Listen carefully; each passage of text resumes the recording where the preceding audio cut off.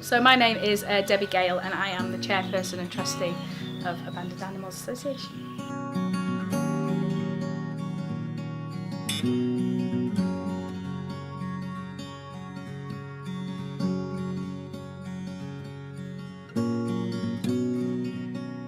So we take cats and dogs that basically from all over the place, whether they're broken homes, sometimes they're left at the gate overnight, and we don't have any strays that tend to come in, but if people do find them, then obviously we can try and scan for the microchip and stuff.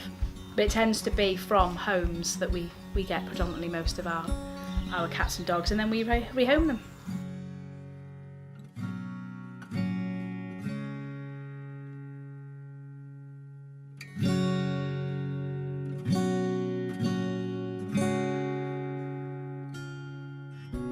Loki is a beautiful Kelpie. He came in last September, so he's coming up for having been in for a year.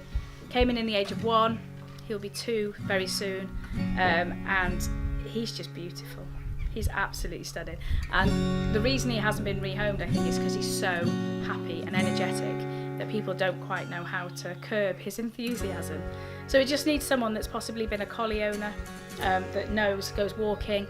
His recall's excellent, and yeah, he just needs a home. I'd love him to be in a home for Christmas. But he has got toys to take his frustration out, and we are doing training. How long has he been?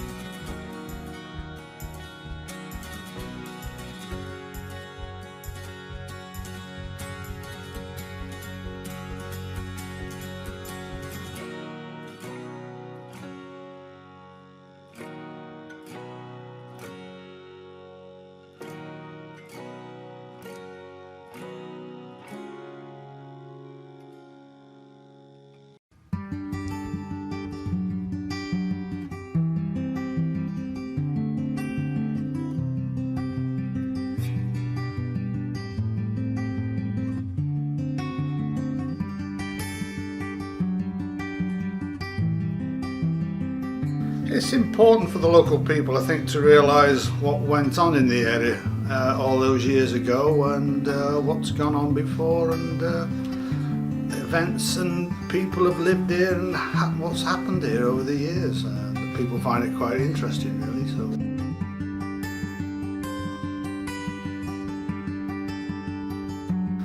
The Walking Festival, what I can remember, was brought about by Prestatyn, a walking club, who decided to hold an annual festival with various walks, led by various people over various subjects. Depending on what subject interested you, you would put your name down for that and then turn up on the day. Basically, that's what it's all about. Yeah.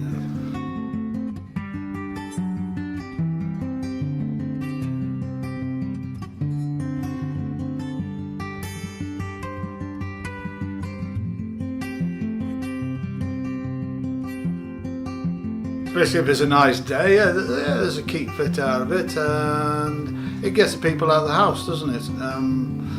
It's too easy to sit around nowadays and not do anything, so this is some way of getting them out of the house. And if they've got an interest in the programme or what walk it is, that's the benefit to them, that they can enjoy it and learn something new about something they probably knew nothing about before.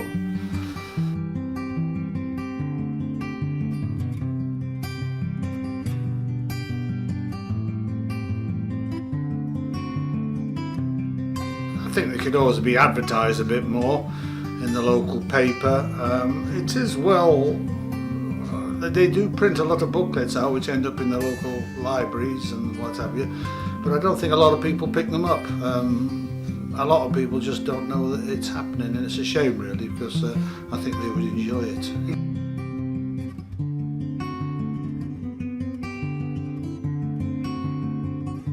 There again, it's going out to the local population to get themselves involved in maybe keeping themselves fit, enjoying the local socialising, meeting other people.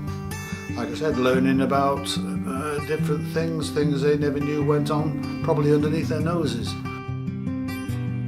They didn't know about it. It was just something they happened to chance across more than anything.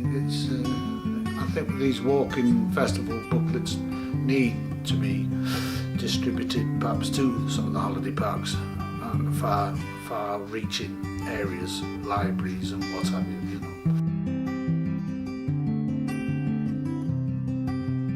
Like I said, it's a shame that we don't get more people to come along. I mean, we've had a few today, but I've had over 50 on that walking festival. 55, I think, once. But I suppose once the people have done it, they don't want to do it again, so it'll be always different people coming along. But it's something people should make the effort to enjoy and come along to these things. And it's quite a nice social event, really. They meet people perhaps they haven't seen for years. Yeah, I think that's about it, really.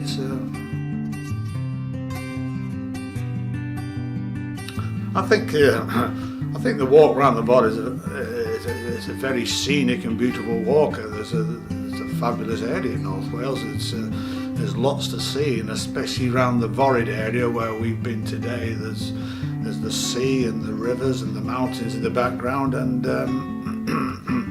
there's so much to see, really.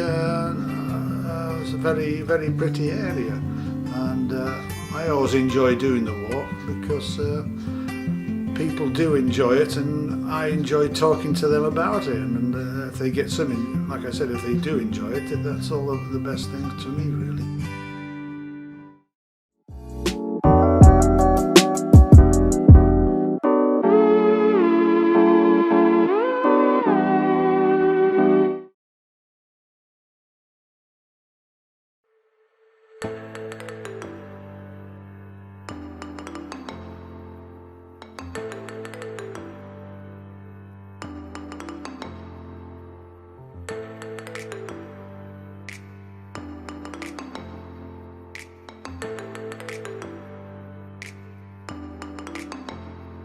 I started the choir originally about 10 years ago. This choir that you see tonight is 3 years old. Some of the members from the old choir are within this one. So it's been going about 3 years now. I started about 6 years ago. My wife was in the choir. I don't sing. I'm now the choir secretary, but I started off as the photographer, doing the videos, general dog's body. And then I moved to be the secretary, and that's been my role for the past 5 years. It's fun for me, isn't it? I'm very busy. Most of us are busy, but county councillor, town councillors, and I preach on a Sunday. Then I got to let go. Instead of going out to the pub, I'd rather go and sing on a Sunday night. And you let go, you forget your troubles. You forget what's on your mind. And singing is very good for people, because they relax and they enjoy.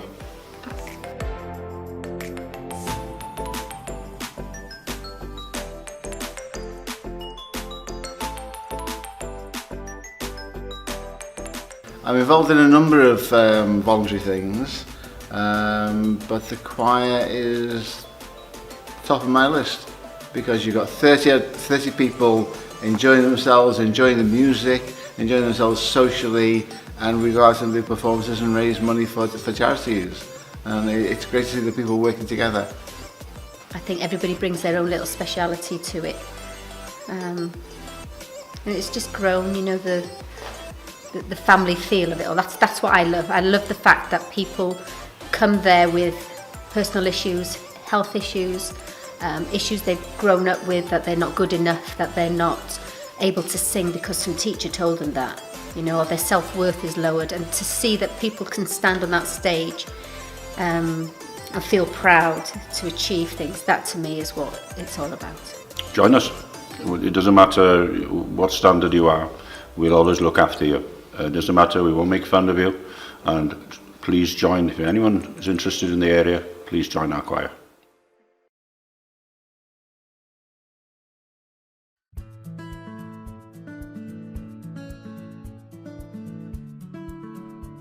Good morning, gentlemen. If you could just tell me your names firstly.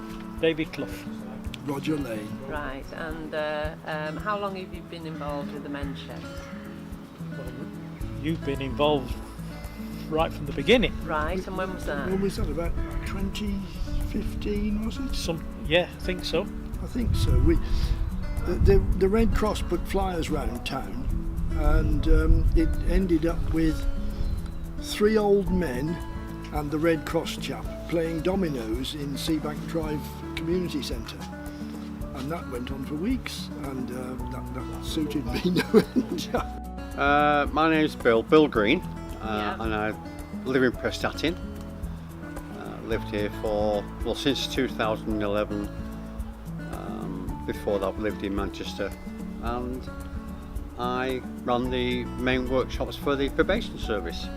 Right, yeah. So what brought you to the men's sheds? And how did you find out about it? Boredom. I'm a workaholic, and I found retirement after a year or so.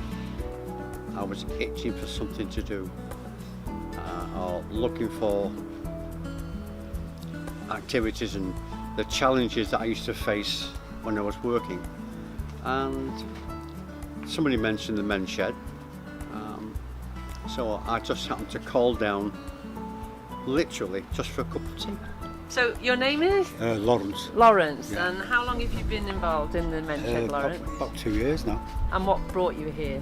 Yeah, well, I moved here from Manchester about 28 years ago now, and I was working. I used to work for the Autistic Society. Anyway, I got injured at work, snapped ligaments and all that, put me out of work. Anyway, I was going through a bad time at home. Anyway, eventually, me and the missus split up. You know that, because she didn't like me hanging around the house. Trevor, well, my full name? Yes, if you like. Yeah, go on then. Usually TJ Williams. Right, okay. Yeah. And how long have you been involved in the men's sheds? About 2 years. 2 years. And what's the best thing about the men's sheds? Well, it's friendly and everything, and we get on together. They always make me a cup of tea. And, well, it's just everybody together. Yeah. Yeah. I say we just lost one of our friends. He's not died, but he's bought a boat and he's gone sailing. It gives you a break from everything, and you don't have to think, all right, we have to think about what we're doing in there, but as Poirot says, it's very good for the little grey cells.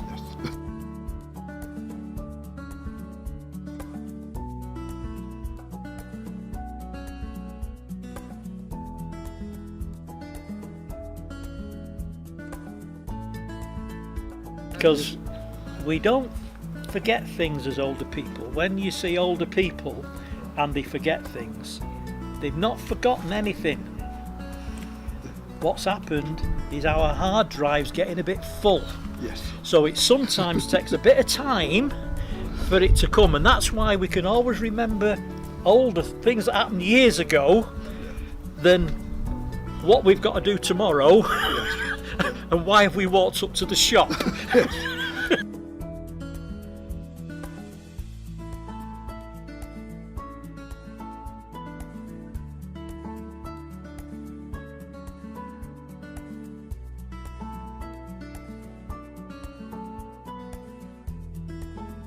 The challenges, and it's something I enjoy doing. I enjoy doing woodwork. I enjoy teaching, for want of a better term, showing other people how to do things, how to use machinery, how to make joints, but not the standard mortise and tenon joints. Anybody, you can get a book that shows you that. We're making these knuckle joints for knees and elbows and things like that. Something that's a little bit out of the ordinary. Stuff that you don't normally see. Wicked Wales Films is part of the Prestatyn and Meliden Community Action Group based in North Wales, United Kingdom. Since 1997, the charity has run the Prestatyn Pop-In Centre, a full-time open-access centre for young people, many of whom are experiencing mental and physical challenges.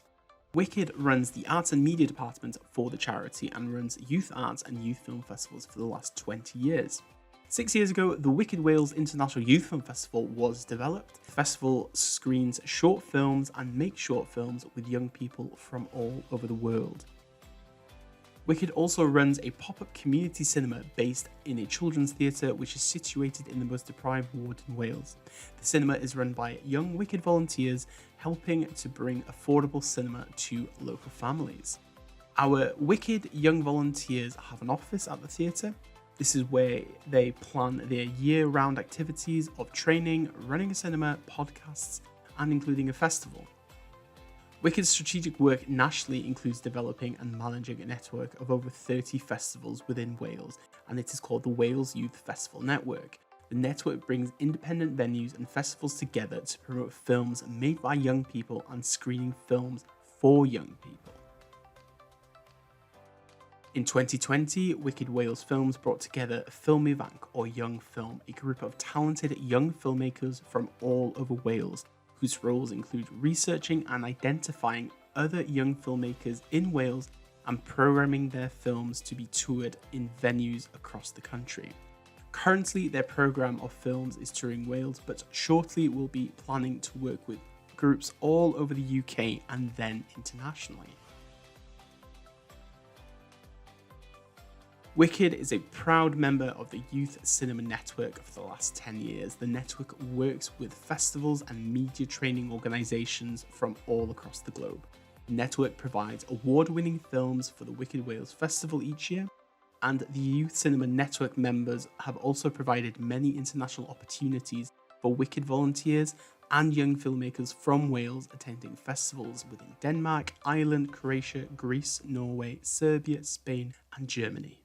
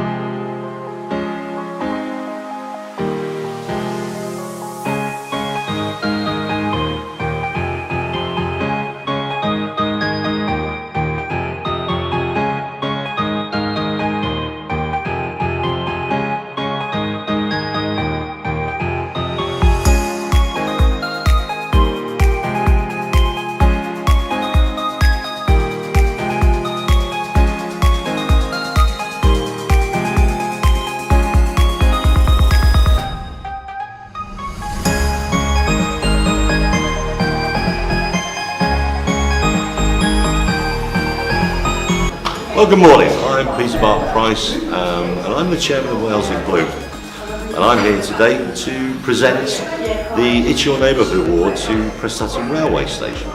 And I'm absolutely delighted that they've achieved a level 5, which is outstanding. I'm often asked, what is it that neighbourhood awards bring? Well, they bring lots of things. Community cohesion, it really does bring people of all groups, all ages and all backgrounds together for the betterment of the area. And this year has been no exception.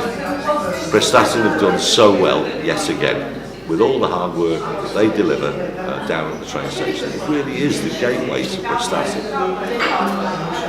Local funding, groups and organisations draw down so much for the benefit of the whole town. And their funding streams have been not only cleverly put together, but also delivered in such a fantastic way. So I'd just like to take this opportunity to thank them so much for all the hard work that they do in delivering their It's Your Neighbourhood Award, which is outstanding.